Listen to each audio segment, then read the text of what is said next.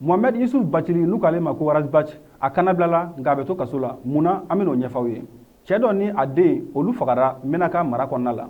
Gao mara kɔnɔna la fɛn min ye déplacé maa 20,000 olu bɛ dɛmɛ ɲini na. Président Assimi Goïta ale kan ka taama kɛ Kayikaw fɛ yen nɔ nin juillet kalo tile 15 fo ka taa se a 22 ma. Balimaw aw bisimila Maliactu dɔgɔkun kibaru kɛnɛ kan. Bi sɔgɔmada in na juillet kalo tile 11 fɛn min ye Yusuf Bathily n'u k'ale ma ko Razbach ale ka kiiri jaabi o kun kan ka bɔ bi. I b'a ye k'a fɔ ko nin kɛnɛ in kan CDR tɔndenw u tun bɛ kɛnɛ in kan kosɛbɛ ka taa se kunnafonidilaw ma. Kiiri jaabi bɔlen kɔfɛ i b'a ye k'a fɔ ko Razbach fɛn min ye k'a fɔ ko simulation d'infraction n'o bɛ tali kɛ an ka premier ministre kɔrɔ Soumaïla Boubèye Maïga ale ka fatuli min kɛra i b'a ye k'a fɔ ko o jaabi kɛra k'a fɔ ko kiiri ye a kanabila ni o ye acquittement ye. Nka dossier yɛrɛ bɛ yen nɔ ni o ye association de malfaiteurs ye o b'a ye k'a fɔ ko Mohamed Yusuf Bathily a ma kanabila o la o hukumu kɔnɔna la a bɛ to kaso la sani o fana kiiri jaabi ka bɔ. Kibaruya min sera ma o de ye k'a fɔ ko jaabi bɔlen kɔfɛ i b'a ye k'a fɔ ko parquet ko ale ye damakasi kɛ ni an b'a fɔ o ma ko appel donc i b'a ye k'a fɔ ko o kiiri parquet ye damakasi ko la ka appel demander o la. Menaka mara kɔnɔna la i b'a ye k'a fɔ ko cɛ dɔ o ni a den n'o o si bɛ taa san 10 bɔɲɔngo la i b'a ye k'a fɔ ko maa banbagaci wale kɛbaga 2 olu tun bɛ moto sanfɛ olu ye dankari kɛ nin cɛ ani a den na. O kɛra waati la waati min na ani a den tun bɛ kungo kɔnɔ u tun bɛ ka baganw u tun bɛ ka olu la dumuni.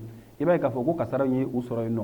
Banbagaci 2 nana moto la ka marifa ci u la ka u bɔnɛ u nin na ka sɔrɔ u bɛ ka baganw na dumuni. Nin waleya min kɛra depuis a kɛli fo ka n'a bila sisan na kibaruya jɔnjɔn ma sɔrɔ a la. Maa minnu y'a kɛ u y'a kɛ kun jumɛn na o kibaruya o ma dɔn fɔlɔ kɔni. Gawokaw fɛ yen nɔ fɛn min ye déplacé maa 20,000 ye i b'a ye k'a fɔ ko olu bɛ dɛmɛ ɲini na.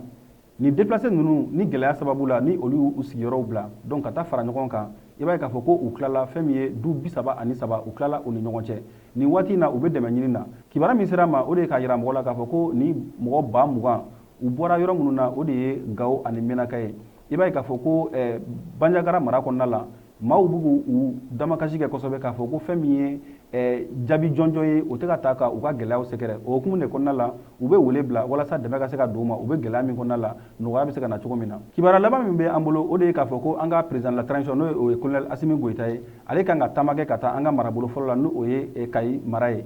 I b'a ye k'a fɔ ko o hukumu kɔnɔna la fɛn min ye Kayi marabolo ɲɛmɔgɔ ye ni o ye gouverneur ye le colonel Soumaré ale ye wele bila kunnafonidilaw ma walasa ka ɲɛfɔli k'u ye walasa ka wele fana da Kayikaw ye cogo min maaw bɛ se ka bɔ i ko kɔnɔkulu walasa ka se ka président Assimi Goïta ani a ka délégation ka se k'u kunbɛn cogo min na ka ɲa ani ka u tɔbɔtɔ k'u bɛrɛbɛrɛ u bɛna nin waatinin min kɛ Kayi mara kɔnɔna la président de la transition ka déplacement hukumu kɔnɔna la. Ni kibaruya de tun b'an bolo bi k'a lase aw ma an bɛ aw bɛɛ lajɛlen fo aw ka kulomajɔ la aw k'an bɛn a ɲɔgɔnna wɛrɛ ma.